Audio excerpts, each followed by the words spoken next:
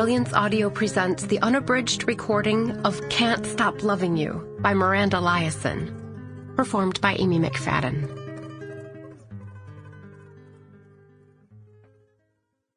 For my parents, who filled my childhood with books and love. Chapter 1. The only reason Arabella D'Angelo set foot inside her cousin Lucy's wedding was family guilt, of the big, whopping Italian variety. "We go as a family," her father Vito had announced.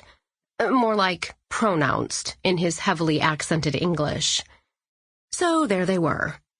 Bella sitting there with her good friend, town veterinarian Ethan Cohen, who'd been more than happy to stand in as her date.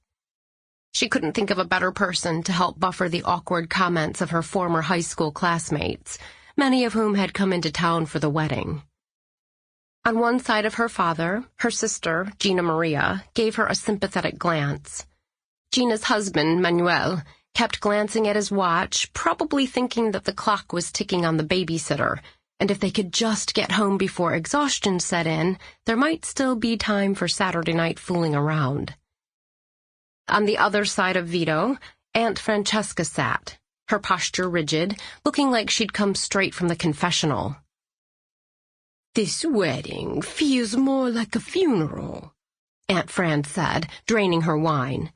"Remember the weddings we used to go to in Italy when we were young, Vito? Dancing, celebrating, good wine, not this cheap stuff." "I can't comment on the dancing, Francesca," Vito said, glancing at his cane, "but I have to agree with you on the wine."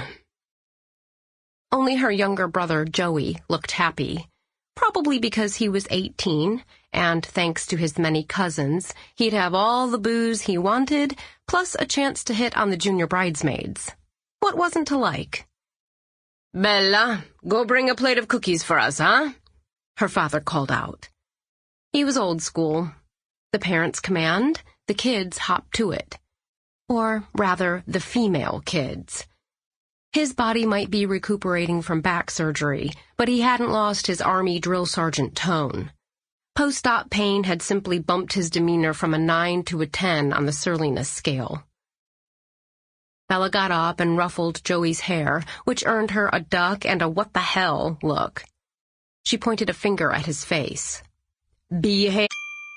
Sample complete. Ready to continue?